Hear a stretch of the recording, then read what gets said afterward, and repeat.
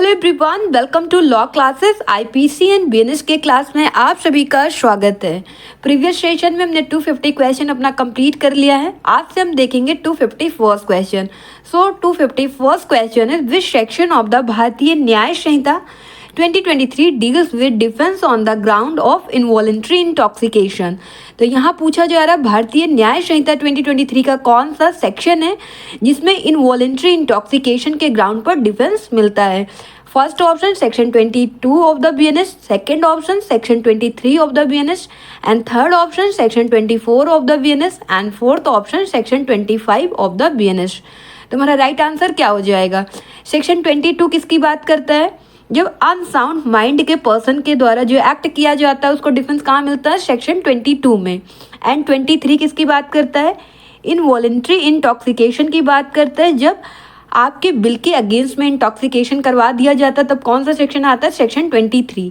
And 24 voluntary intoxication का है, अपने आप से अल्कोहल कंज्यूम किया जा रहा है। सेक्शन 25 किसकी बात करता है? तो यहाँ पर जो एक्ट कॉन्सेंट के थ्रू किया जा रहा है उसकी बात करता है।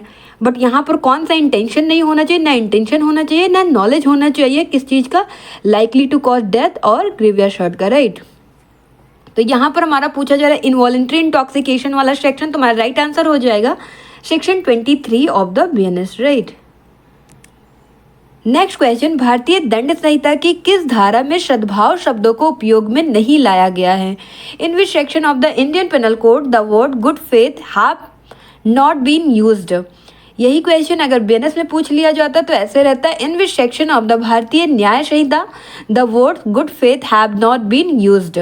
First option section 90, second option section 89 IPC and third option section 92 IPC and fourth option section 93 IPC.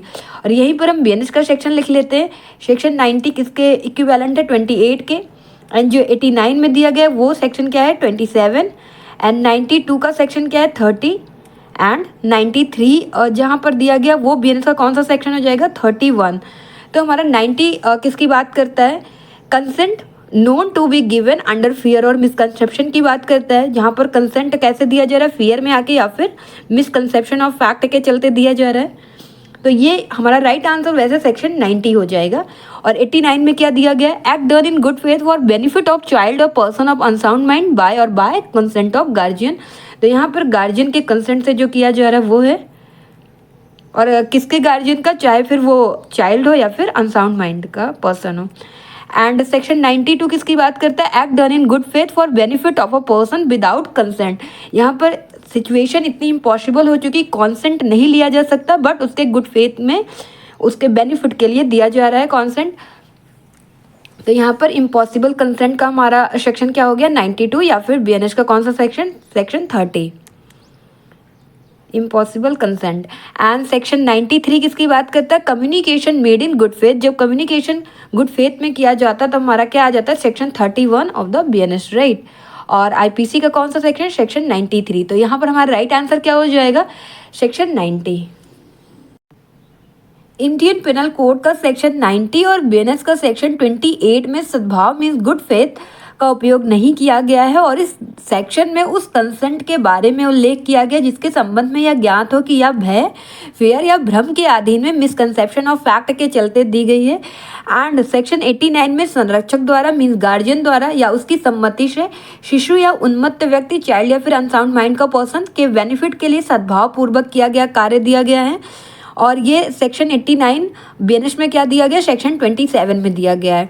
And section 92 IPC और वहीं पर सेक्शन 30 बीएनएस में बताया गया कि सम्मति मीन्स कंसेंट के बिना किसी व्यक्ति के फायदे के लिए सद्भाव पूर्वक किया गया कार्य है। और सेक्शन 93 वहीं पर बीएनएस का कौन सा सेक्शन? सेक्शन 31 के अंतर्गत सद्भाव पूर्वक दी गई संसूचना के संबंध में उपबंध किया गया है। Section 31 BNS provides for any communication made in good faith. यहाँ पर जो कम्युनिकेशन किया जा रहा है वो गुड फेथ में किया जा रहा है।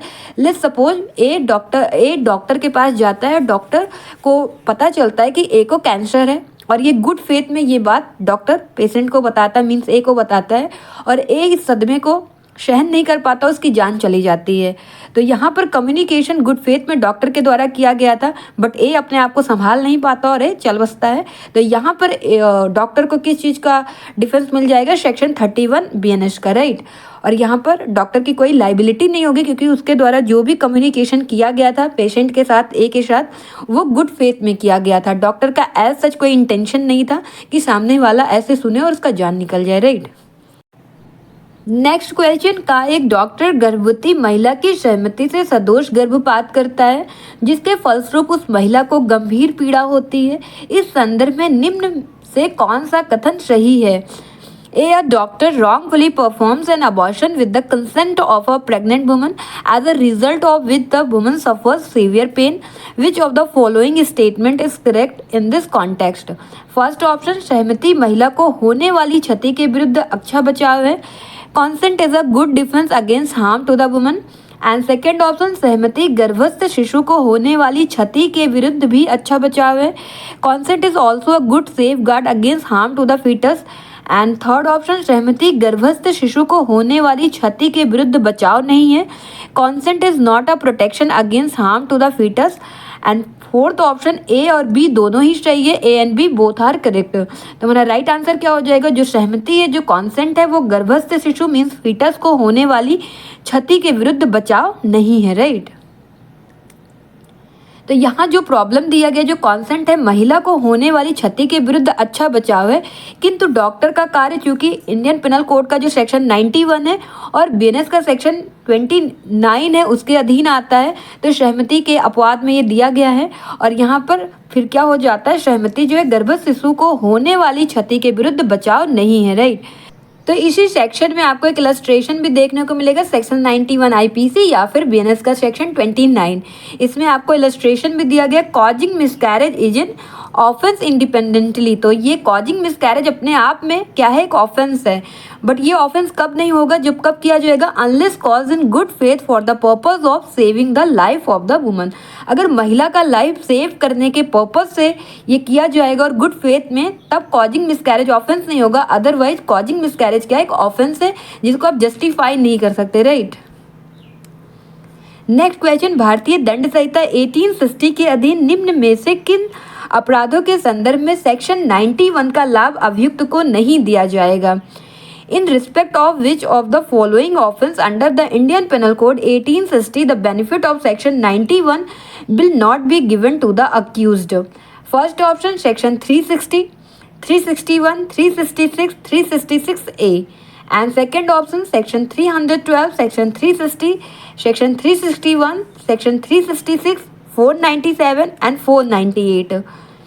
And third option, section 497, 498 and 494. And fourth option, section 120B, 124 and 160. Section 91 और वहीं पर बीएनएस का सेक्शन 29, ये दोनों एक्सक्लूजन की बात करते हैं जब ऑफेंस अपने आप में ही, जो एक्ट हो रहा है वो अपने आप में ही एक ऑफेंस है।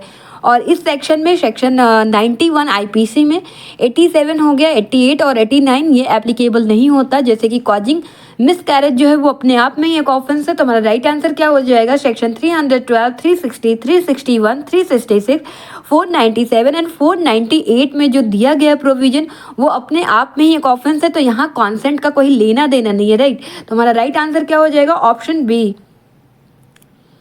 तो इंडियन पिनल कोड का सेक्शन 91 और बीएनएस का सेक्शन 29, इसके अंतर्गत ऐसे कार्यों का अपवर्जन है, एक्सक्लूजन है, एक्सक्लूड कर दिया गया जो कारित अपहानि के बिना भी स्वतः अपराध है। और यह सेक्शन 87, 88 और 89 और बीएनएस की बात करें तो 25, 26 एंड 27 में सम्मति के अपवाद से संबंधित है, मीन्स उसके एक्सेप्शन में आते हैं। और यहाँ पर स्वतः अपराध के कृत्यों के मामलों में जो सम्मति है, जो कॉन्सेंट है, उसके एक्सेप्शन का सहारा नहीं लिया जा सकता। और ये ऑफेंस का जो सेक्शन है 312, 360, 361, 366, 497 एंड 498 में डिफाइंड है, जो स्वतः अपराध की श्रेणी में आते हैं, राइट। तो 312, 360, 361, 366, 497, 498 which falls under the category of itself offense, right? Next question, या को एक बाघ उठाकर ले जाता है या जानते हुए कि संभाव्य कि गोली लगने से या मर जाए, किंतु या का वध करने का आशय न रखते हुए और सद्भावना पूर्वक या के फायदे के आशय से का उस बाघ पर गोली चलाता है। का की गोली से या को मृत्युकारक घाव हो जाता है। Z is carried off by a tiger. A fires at the tiger knowing it to be likely that the shot may kill Jed, but not intending to kill Jed and in good faith intending Jed's benefit. A's bullet gives Jed a mortal wound. First option, का ने हत्या का अपराध किया क्योंकि गोली के साथ बुरा आशय चलता है.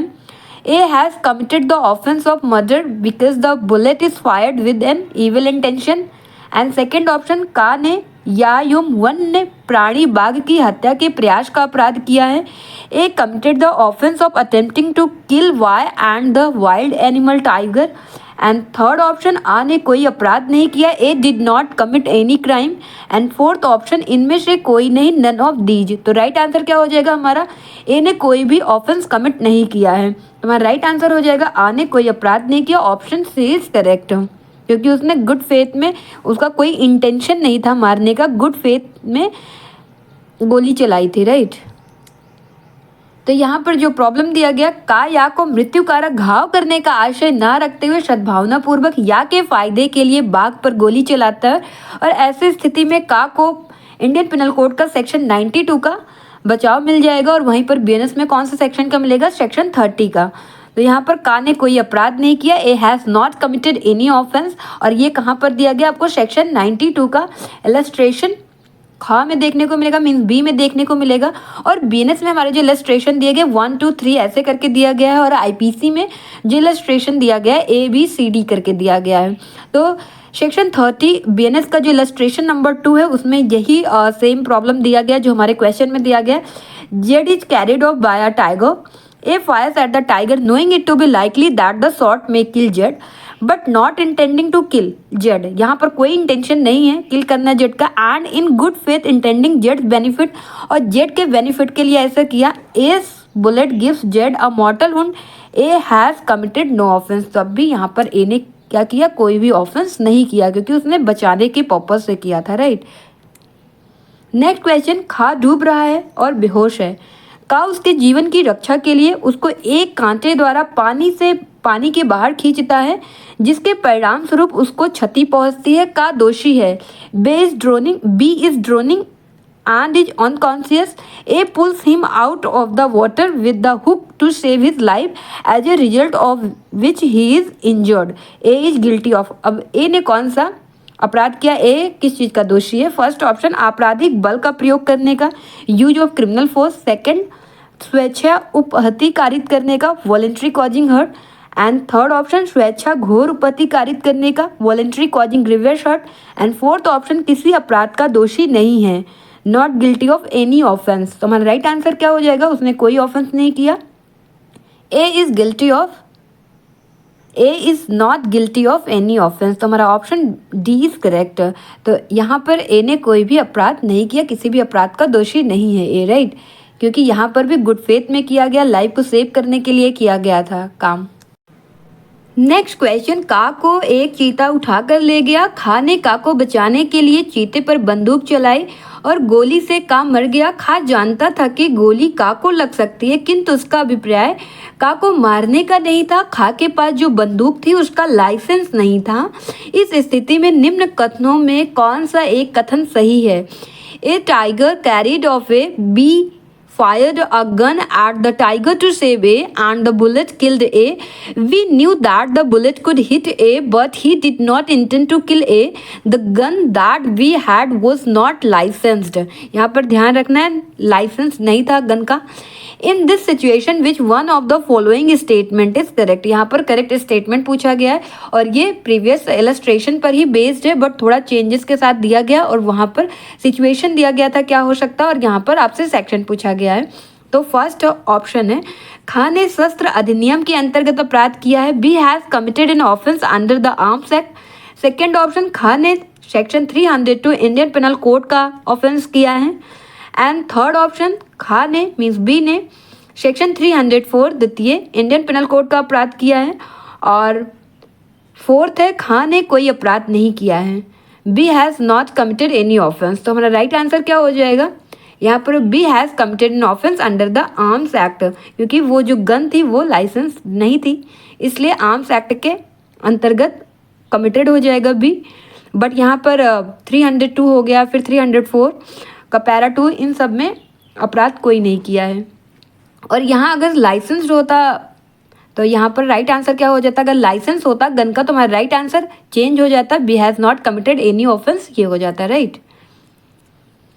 यहाँ पर खा द्वारा का को बचाने हेतु चीते पर गोली चलाने का कृत्य इंडियन पिनल कोड का सेक्शन 92 के अधीन संरक्षित है, प्रोटेक्टेड है। फिर भी चूंकि खा बिना अनज्ञप्ति मीन्स लाइसेंस के बंदूक रखे हुए है और यहाँ पर खा ने शस्त्र अधिनियम के अंतर्गत अपराध किया है, राइट। तो और ये सेक्शन हमारा बीएनएस में कहाँ देखने को मिलेगा, सेक्शन 30 बीएनएस में, और ये इलस्ट्रेशन आपको बता दिया गया है। नेक्स्ट क्वेश्चन, एक आग लगे मकान में का एक बच्चे के साथ फंसा हुआ था। यद्यपि कुछ व्यक्ति बच्चे को बचाने के लिए बाहर कंबल लिए खड़े थे। का जानता था कि बच्चा मर जाएगा यदि उसको गिरा दिया जाए। बच्चा मर गया। निम्नलिखित कथनों में से कौन सा सही उत्तर है। ए was trapped with a child in a burning house although some persons were standing outside with blankets to save the child. A knew that the child would die if he were thrown out. The child died. Which one of the following statement is the correct answer? First option, का ने हत्या की कोटि में आने वाला आपराधिक मानव वध किया है। A has committed culpable homicide amounting to murder. Second option, का ने हत्या की कोटि में ना आने वाला आपराधिक मानव वध किया है। A has committed culpable homicide not amounting to murder. Third option, का ने कोई अपराध नहीं किया है। A has not committed any offence. Fourth option, का ने एक अपकृत्य दुष्कृत्य किया है। A has committed a tort. तो हमारा राइट आंसर क्या हो जाएगा, ए ने कोई ऑफेंस नहीं किया है। राइट आंसर हो जाएगा ऑप्शन सी इज करेक्ट, का ने कोई अपराध नहीं किया है। तो यहाँ पर जो प्रॉब्लम दिया गया था, in the above problem since A throws the child under the roof of the house where people were spreading blanket without intending to kill the child and with the intention of benefiting the child in good faith. In such a situation, A will get the protection of section 92 IPC और BNS की बात करें तो section 30 BNS. Hence, A has not committed any offense. तो इस problem में का उस शिशु को मार डालने का आशय न रखते हुए सद्भाव पूर्वक उस शिशु के फायदे के आशय से गृह की छत के नीचे जहां लोग कंबल ताने हुए थे फेंकता है। और ऐसी स्थिति में का को इंडियन पिनल कोड का सेक्शन 92 का डिफेंस मिलेगा, बचाव मिलेगा। और यहाँ पर का ने फिर क्या किया है, कोई भी अपराध नहीं किया है। Section 30 of the BNS deals with act done in good faith for benefit of a person without consent. यहाँ पर जो एक्ट किया जा रहा है पर्सन के बेनिफिट में गुड फेथ में किया जा रहा है, बट क्या है, विदाउट कॉन्सेंट। सिचुएशन ऐसी है कि वहाँ पर कॉन्सेंट नहीं लिया जा सकता।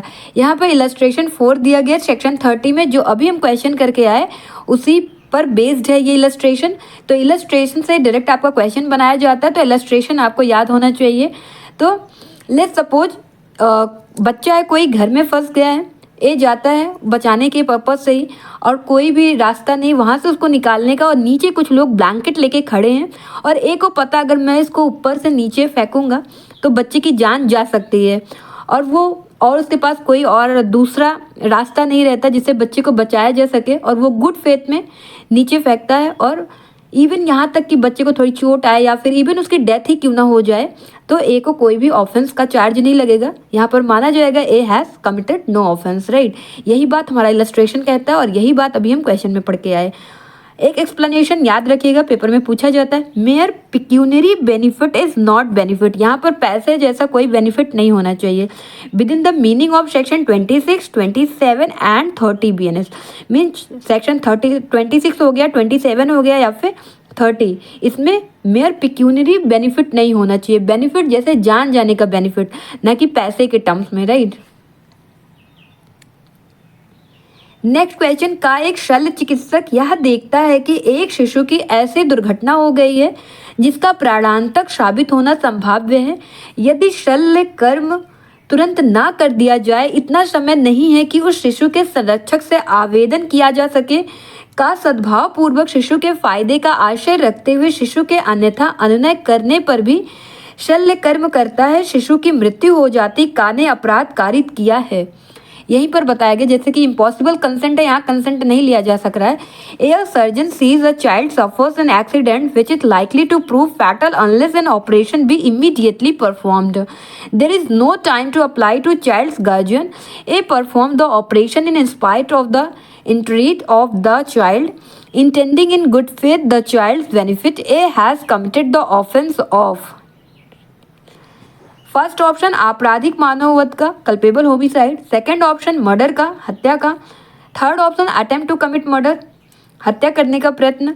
एंड फोर्थ ऑप्शन कोई अपराध नहीं, नो ऑफेंस। तो यहाँ पर डॉक्टर ने क्या किया, कोई भी अपराध नहीं किया है, राइट। तो सर्जन जो है कोई अपराध नहीं किया, उसके पास ऐसा है कि अगर वो ऑपरेशन नहीं करता तो भी बच्चे की जान जा सकती है और ऑपरेशन करता है तो भी जा सकती है। तो उसने गुड फेथ में ऐसा किया, वहाँ पर ऐसा कोई सिचुएशन नहीं था कि वो गार्जियन से कॉन्सेंट ले सके उस टाइम पे। तो यहाँ पर ए के द्वारा कोई भी ऑफेंस नहीं किया गया है। तो राइट आंसर क्या हो जाएगा, no option, option D is correct.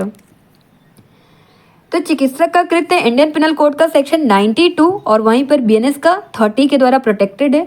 तो यहाँ पर का ने कोई भी अपराध नहीं किया गया और ये इलस्ट्रेशन आपका सी में दिया गया है।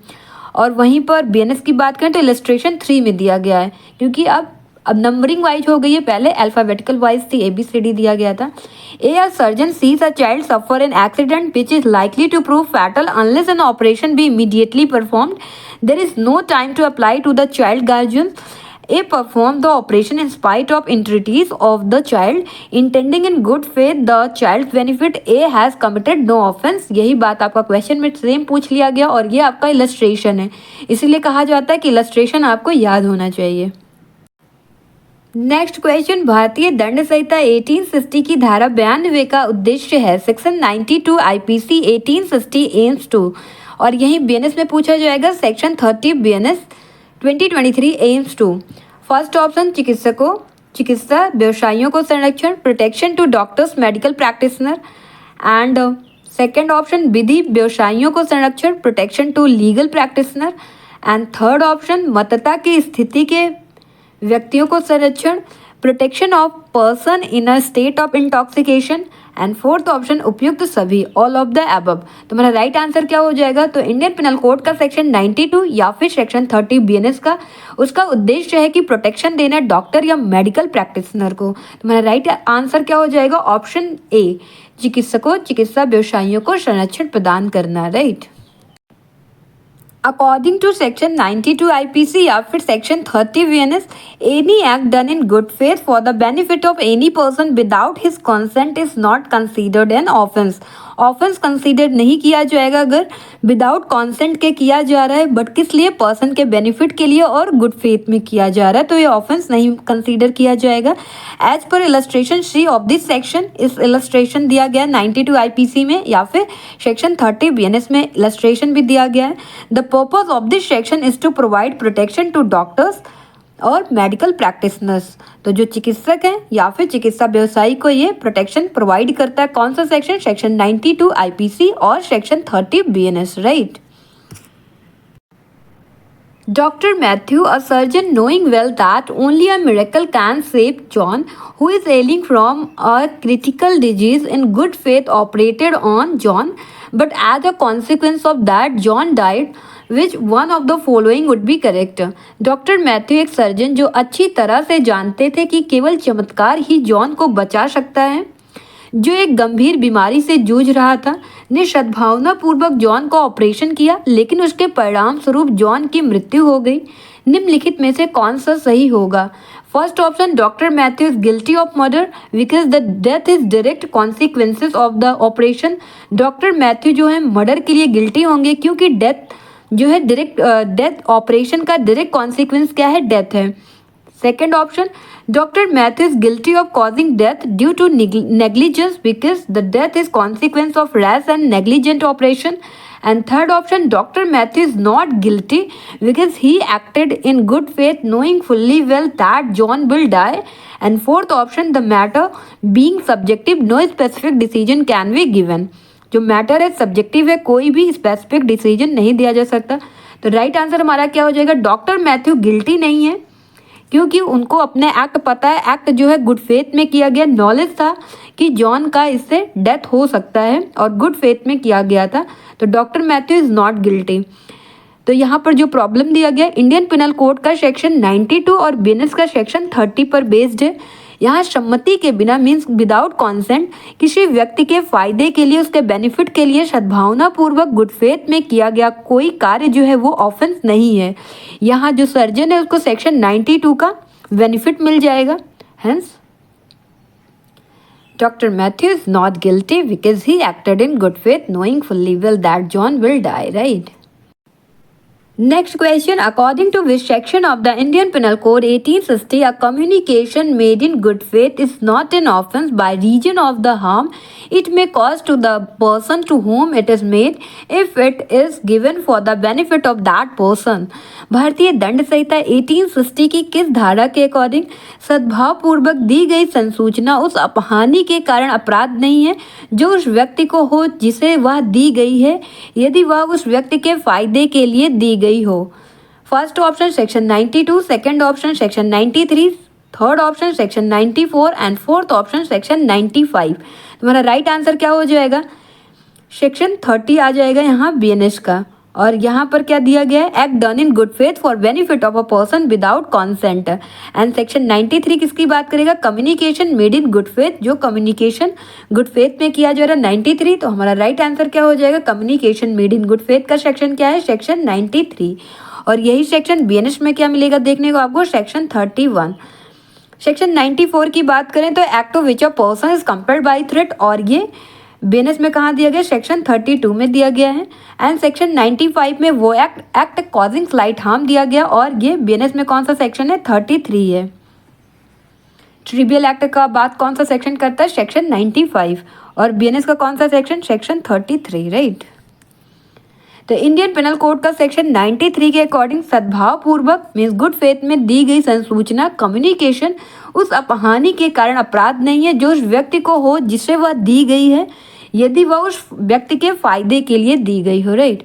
फायदे के लिए कैसे? डॉक्टर के पास जाते कोई बीमारी डिटेक्ट हो जाती, जैसे कि आपका पहले बताया जा चुका है कि पेशेंट को कैंसर था, डॉक्टर ने बताया और पेशेंट की जान चली गई, तो यहाँ पर बेनिफिट मिल जाएगा सेक्शन 31 में। एज सच कोई इंटेंशन डॉक्टर का नहीं था सामने वाले को ऐसा कुछ हार्म हो, राइट। नेक्स्ट क्वेश्चन, का शल्य चिकित्सक सद्भावना से एक रोगी को बताता है कि उसकी राय में वह जीवित नहीं रह सकता, परिमाणतः रोगी की आघात से मृत्यु हो जाती, का के दायित्व का निर्धारण करें? A surgeon in good faith tells a patient that in his opinion he cannot survive as a real patient dies of shock. Determine the liability of A. First option, का दोषी है, उसको जानकारी नहीं बतानी चाहिए थी, is guilty, he should not have disclosed the information. And second option, का दोषी नहीं है, उसने ऐसा व्यक्ति के फायदे के लिए किया, A is not guilty, he did it for the benefit of that person. And third option, का दोषी नहीं है, उसने कोई मिथ्या आशा नहीं दी, is not guilty, he didn't give any false hope. And fourth option, B और सी दोनों सही है, both B and C are correct. तो राइट आंसर क्या हो जाएगा? ऑप्शन बी इज करेक्ट, का दोषी नहीं है, उसने ऐसा व्यक्ति के फायदे के लिए किया, राइट।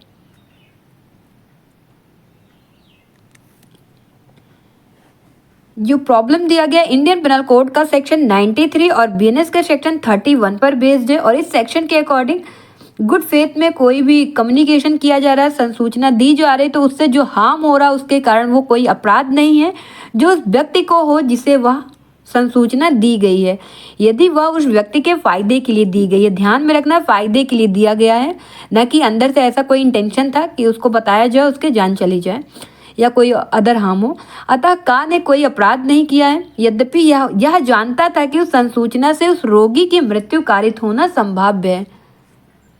नेक्स्ट क्वेश्चन, एक लुहार डाकुओं की एक टोली द्वारा अपगृहित किया जाता, तत्काल मृत्यु की धमकी द्वारा अपने औजार लेकर बाग के गृह का द्वार तोड़ने को विवश किया जाता है। डाकू जिनकी संख्या 10 है गृह में प्रवेश करते हैं, बाग का धन और आभूषण लूट लेते हैं और बाग के पुत्र का वध कर देते हैं। अब यहाँ किस चीज के लिए दोषी है ये बताना है। A black smith is captured by a gang of dacoits and forced by the threat of instant death to break open the door of B's house with their tools. The dacoits 10 in number enter the house, plunder the money and ornaments of B and kill the son of B. A. First option डकैती और हत्या का दोषी है. A is guilty of dacoity and murder. Second option गृह भेदन तथा डकैती के दुष्प्रेरण का दोषी है. A is guilty of house breaking and abetment of dacoity. Third option किसी भी अपराध का दोषी नहीं है. A is not guilty of any offence. Fourth option डकैती करने के लिए तैयारी करने का दोषी है. A is guilty of making preparation for committing dacoity. तो हमारा राइट आंसर क्या हो जाएगा? A is not guilty of any offence. Right answer option C is correct. किसी भी अपराध का दोषी ए नहीं है. तो यहाँ जो प्रॉब्लम दिया गया है, ए ब्रेक्स द लॉक ऑफ बीज house under threat of instant death by dacoits, hence A will get the defense of section 94 IPC. और बेनिस की बात करें तो section 32 is not guilty of any offense. यहाँ एक्सप्लेनेशन 2 दिया गया है. एक पर्सन को सीज किया जाता है गैंग ऑफ डकैट्स के द्वारा, उसको फोर्स किया जाता है, थ्रेट दिया जाता है इंस्टेंट डेथ का, और कैसा काम करवाया जाता है जो लॉ के नज़र में ऑफेंस है. और यहाँ पर एग्जाम्पल दिया गया सेम वैसे ही जो अभी हम क्वेश्चन करके आए. A smith compelled to take his tools and to force the door of a house for the dacoits to enter and plunder it is entitled to the benefit of this exception. Right. Next question, यदि एक्टस non फेसिट्रियम निसी मेंसिट्रिया आपराधिक विधि का सिद्धांत है तो निम्नलिखित में से कौन सा कथन उपरोक्त सिद्धांत को सही ढंग से परावर्तित करता है? If actus non facitrium nisi mensitria is principle of criminal law, then which of the following statement correctly reflect the above principle? First option, mains रिया अपराध का आवश्यक तत्व है और मेंस रिया के बिना कोई अपराध नहीं हो सकता. Mens rea is the essential element of the offence and without mens rea there can be no offence. Second option, भारतीय विधि के अंतर्गत आपराधिक दायित्व में हमेशा अंतर्वर्तित रहता है. Always involve criminal liability under Indian law. Third option, अपराध घटित होने के लिए एक्टस रियस और मेंस रिया होना चाहिए. There must be actus reus and mens rea for the crime to occur. Fourth option, अपराध को गठित करने के लिए एक्टस रियस हमेशा आवश्यक नहीं होता है. Actus reus is not always necessary to constitute a crime. तो हमारा राइट आंसर क्या हो जाएगा? राइट आंसर क्या हो जाएगा?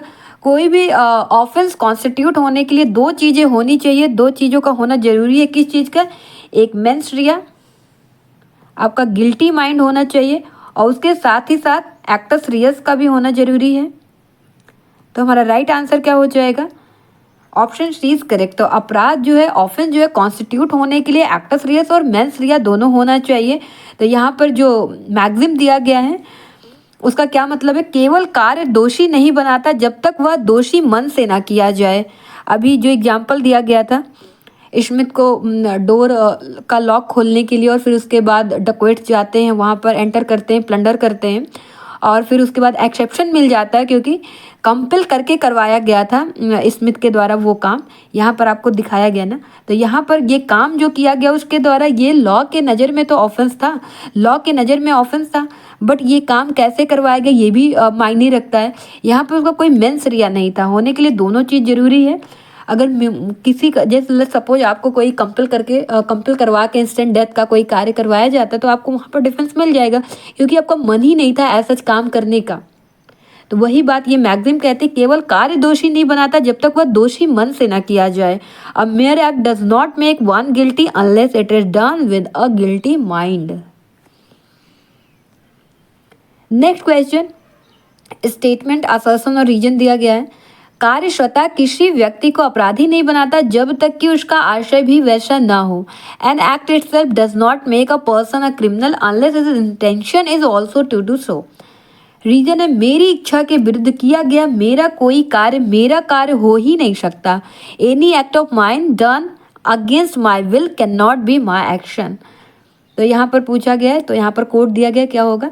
एक गलत है किंतु आर सही है. A is false but R is correct. Second, A गलत है किंतु आर गलत है. A is wrong but R is wrong. Third option, A और आर दोनों गलत है, both A and R are wrong. And fourth option, A और आर दोनों सही है, both A and R are correct. तुम्हारा राइट आंसर क्या हो जाएगा? तो असर्शन जो दिया गया है काल स्वतः किसी व्यक्ति को अपराधी नहीं बनाता जब तक कि उसका आशय भी वैसा ना हो, जैसा कि अभी आपको एग्जाम्पल में बताया गया। मेरी इच्छा के विरुद्ध किया गया मेरा कार्य हो ही नहीं सकता, तो ये भी हमारा करेक्ट है। तो राइट आंसर क्या हो जाएगा, ए और आर दोनों सही है। और सेक्शन 32 बीएनएस में क्या दिया गया, act to which a person is compelled by threat. तो both the above statement are true and apply in the context of section 94 of Indian penal code. Next question, का नामक नौकर के मालिक ने जब मृतक की हत्या की तो का ने तत्काल मृत्यु की धमकी के कारण मृतक की टांग पकड़ रखी थी तथा उसके पश्चात उसने लाश को हटाया था इस प्रकार। फर्स्ट ऑप्शन, का अपने मालिक के साथ हत्या का दोषी है। सेकंड ऑप्शन, का हत्या के दुष्प्रेरण का दोषी, अबेटमेंट का। और थर्ड ऑप्शन, का किसी अपराध का दोषी नहीं है। फोर्थ ऑप्शन, अपने मालिक द्वारा किए गए अपराध के साक्ष्य का विलोप करने का दोषी है। तो राइट आंसर क्या हो जाएगा, का ने किसी अपराध का दोषी नहीं है का। Here as A was acting under the threat of immediate death, instant death दिखाया गया। द डिफेंस ऑफ सेक्शन 94 या फिर सेक्शन 32 बीएनएस का will be available to A and A is not guilty of any offence, right. Next question, भारतीय दंड संहिता की धारा 95 में अंतर्निहित सिद्धांत है। The principle underlying section 95 of the Indian penal code is. और यही क्वेश्चन अगर बीएनएस में पूछा जाएगा तो कैसे पूछा जाएगा, the principle underlying section 33 of the Bharatiya Nyaya Sanhita 2023 is. First option, de minimis non curat lex. Second option, volenti non fit injuria. Third option, non compos mentis. And fourth option, actus men vito factus non est the mens actus.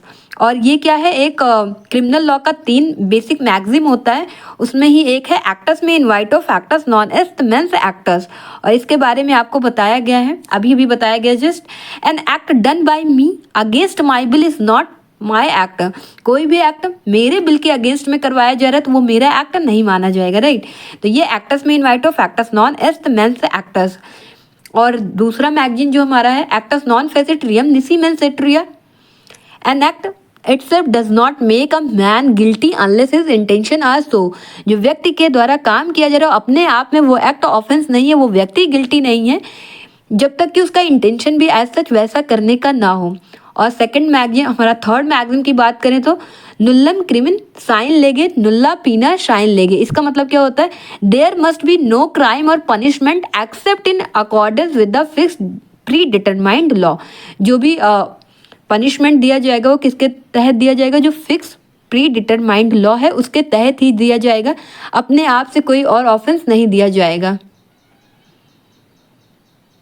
और किसके according दिया जाएगा, जो fix pre डिटरमाइंड law है। और ये आपके पेपर में पूछा भी गया था ये वाला क्वेश्चन।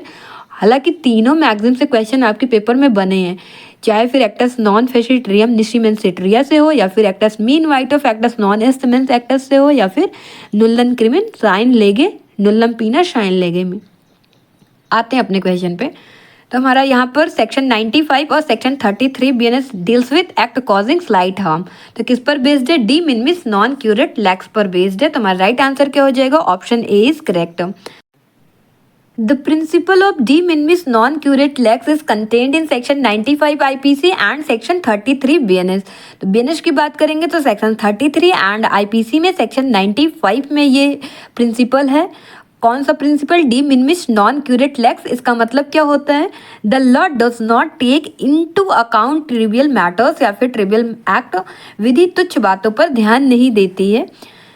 और 95 में बताया गया कि nothing is an offence by reason that it causes और that it is intended to cause और that it is known to be likely to cause any harm if that harm is so slight that no person of ordinary sense and temper would complain of such harm.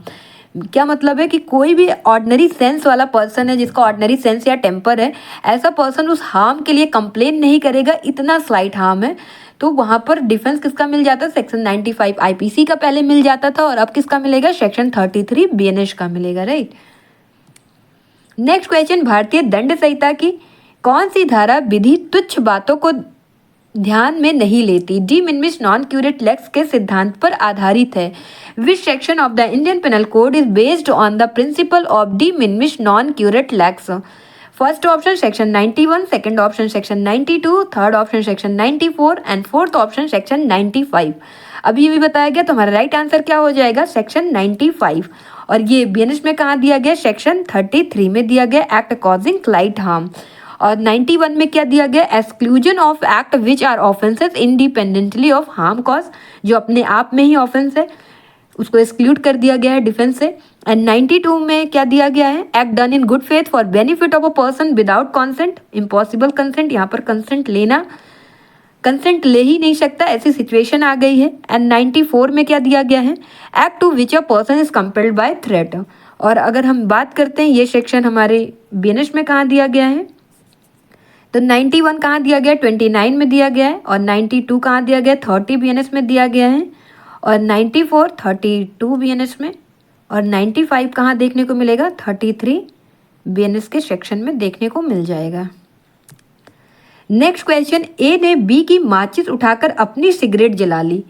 B ने अपनी माचिस की चोरी का आरोप ए पर लगाया। इन परिस्थितियों में निम्नलिखित में से किस सूक्ति की सहायता से ए अपना बचाव कर सकता है, जो कि अभी बताया गया, इतना स्लाइट हार्म है। A picked up B's matchbox and lit his cigarette. B accused A of stealing his matchbox. In these circumstances, with the help of which of the following maxims can A defend himself? First option, non compos mentis. Second option, doli in capex. Third, de minimis non curate lex. And fourth, ignorantia juris non excusat. तुम्हारा right answer क्या हो जाएगा, de minimis non curate lex. Option C is correct. तो A ने B की माचिस उठाकर अपनी सिगरेट जला ली। बी ने अपनी माचिस की चोरी का आरोप पेपर लगाया। इन परिस्थितियों में D minimis non curat lakes सूत्र की सहायता से ए अपना बचाव कर सकता है, अपना डिफेंस कर सकता है। और ये जो सूत्र है मैक्सिम है भारतीय दंड संहिता की धारा 95 और बीएनएस की कौन सी सेक्शन, सेक्शन 33 में समाहित है। इसका अर्थ क्या है, विधि तुच्छ बातों पर ध्यान नहीं देती है। The law does not pay attention to trivial matters, right. Section 95 IPC and section 33 BNS में दिया गया act causing slight harm. Nothing is an offence, nothing is an offence by reason that it causes और that is intended to cause और that it is known to be likely to cause any harm if that harm is so slight that no person of ordinary sense and temper would complain of such harm। तो यहाँ पर कोई भी चीज़ ये offence नहीं होगा, चाहे उसका रीजन उसको पता है, जो कर रहा है उसका इंटेंशन भी पता है, नॉलेज भी पता है कि वो क्या कर रहा है, और इसका हार्म जो इतना स्लाइट है कि कोई भी ऑर्डिनरी सेंस या टेम्पर का व्यक्ति होगा तो उस हार्म के लिए कंप्लेन नहीं करेगा, राइट। तो तब कौन सा सेक्शन हमें डिफेंस दे देता है इसका बचाव के लिए, सेक्शन 95 आईपीसी का पहले देता था और अब कौन देगा, सेक्शन 33 बीएनएस का। तो ये हमारा जनरल एक्सेप्शन का ये चैप्टर्स हमारा यहाँ पर ख़त्म हो जाता है। और अब हम क्या पढ़ेंगे, यहाँ पर राइट ऑफ प्राइवेट डिफेंस पढ़ेंगे कल से। तो यहाँ पर सेक्शन कहाँ तक है, सेक्शन 33 तक हमने आज कर लिया अपना, और कल से हमारा क्या चलेगा, आगे का चलेगा राइट ऑफ प्राइवेट डिफेंस। तो एक बार देख लेते हैं क्विक रिकैप। 14 में क्या दिया गया, act done by a person bound और by mistake of fact believing himself bound by law. यहाँ मिस्टेक ऑफ फैक्ट के चलते बिलीव करके कि मैं बाउंड हूँ लॉ के द्वारा, तब एक्ट किया जा रहा है, तो 14 का डिफेंस मिलेगा। 15 में एक्ट जज के द्वारा किया जा रहा है, किस दौरान, एक्टिंग जुडिशली, जब वो जुडिशली कोई एक्ट किया जा रहा है, जुडिशियल एक्ट जब जज के द्वारा किया जा रहा है तब डिफेंस कहाँ मिल जाएगा, 15 में मिल जाएगा। 16 में जो एक्ट किया जा रहा है किसके पर्सुएंट में आकर किया जा रहा है, जजमेंट और ऑर्डर ऑफ कोर्ट के, तब डिफेंस कहाँ मिलेगा, 16 में मिलेगा। और यहाँ पे ध्यान देना है हैंगमैन वाला, और कई बार आपके पेपर में पूछा गया है कि हैंगमैन को कहाँ पर छूट मिलती है, तो सेक्शन 16 है। और सेक्शन 17 किसकी बात करता है, बीएनएस के सेक्शन है। Act done by a person justified और by mistake of fact believing himself justified by law. Section 14 and 17 एक साथ पढ़ा जाता है। यहाँ पर 14 में जहाँ बाउंड बाय लॉ था व्यक्ति काम करने के लिए, मिस्टेक ऑफ फैक्ट के चलते उसको लग रहा था कि वो बाउंड बाय लॉ है, वैसे ही सेक्शन 17 में उसको लग रहा है जस्टिफाइड बाय लॉ है वो एक्ट। और सेक्शन 18 में क्या दिया गया, accident in doing a lawful act, कोई लॉफुल एक्ट करते टाइम पर जो एक्सीडेंट हुआ उससे हमें बचाव कहाँ मिलता है, सेक्शन 18 में। और section 19 act likely to cause harm but done without criminal intent and to prevent other harm. तो सेक्शन 19 में जो हार्म किया जा रहा है कोई इसमें क्रिमिनल इंटेंट नहीं है, अदर हार्म को बचाने के लिए ही, प्रिवेंट करने के लिए ही वो एक्ट किया जा रहा है। तो हमारा डिफेंस कहाँ मिल जाएगा 19 में। और 20 बात करता है उस बच्चे की जो अंडर 7 ईयर ऑफ एज है उसका, यहाँ पर वो डोलिन कैपेक्स है, फुल्ली एग्जिम्प्टेड है, एब्सोल्यूट इम्यूनिटी मिली गई है। एंड सेक्शन 21 में एक्ट चाइल्ड के द्वारा ही किया जा रहा है, बट उसकी कैसा है वो एबव 7 ईयर है और अंडर 12 ईयर एज है। और वहाँ पर उसकी इमेच्योर अंडरस्टैंडिंग देखी जाती है। इमेच्योर अंडरस्टैंडिंग है तो बचाव मिलेगा, नहीं है तो नहीं मिलेगा। एंड सेक्शन 22 उस एक्ट की बात करता है, किस एक्ट की, जो अनसाउंड माइंड के पर्सन के द्वारा एक्ट किया जाता है। वहीं पर 23 हमारा किसकी बात करता है, इंटॉक्सिकेशन की बात करते हो। इंटॉक्सिकेशन कैसा, जो उसके बिल के अगेंस्ट में करवाया जाता है, इनवॉलेंट्री इंटॉक्सिकेशन की बात किया जाता है। एंड 24 में वॉलेंट्री इंटॉक्सिकेशन की बात की गई है। एंड 25 में एक्ट डन किया गया किसके द्वारा, कॉन्सेंट के द्वारा, जिसमें कोई इंटेंशन नहीं है ना नॉलेज है किस चीज़ का होने का, कॉज डेथ और ग्रीवियस हर्ट का। एंड 26 में क्या दिया गया, act not intended to cause death done by consent in good faith for person benefit. यहाँ पर कैसा कॉन्सेंट दिया जा रहा है, किस चीज़ में, पर्सन के बेनिफिट के लिए दिया जा रहा है। एंड सेक्शन 27 में गार्जियन के द्वारा कॉन्सेंट दिया जा रहा है गुड फेथ में, किसके लिए, बेनिफिट ऑफ चाइल्ड और पर्सन ऑफ अनसाउंड माइंड के लिए। एंड 28 जो बात करता है consent known to be given under fear और मिसकंसेप्शन। तो यहाँ पर जो कॉन्सेंट दिया जा रहा है वो फियर और मिसकंसेप्शन ऑफ फैक्ट के चलते दिया जा रहा है 28 में। एंड 29 में exclusion of act which are offence independently of harm caused. And 30 में act done in good faith for benefit of a person without consent. यहाँ पर एक्ट किया जा रहा है पर्सन के बेनिफिट के लिए, बट कैसा है, विदाउट कॉन्सेंट, क्योंकि कॉन्सेंट लिया ही नहीं जा सकता, सिचुएशन ऐसी है। एंड सेक्शन 31 जो कम्युनिकेशन गुड फेथ में किया गया उसका बचाव कहाँ मिल जाता है, सेक्शन 31 में। And 32 act to which a person is compelled by threat. And 33 किस चीज़ की बात करता है, act causing slight harm, right. तो यहाँ पर हमारा ये कंप्लीट हो चुका है और कल से हम राइट ऑफ प्राइवेट डिफेंस पढ़ेंगे, right. That's it from my side, we will meet again new another session, till then bye bye, thank you, जय हिंद।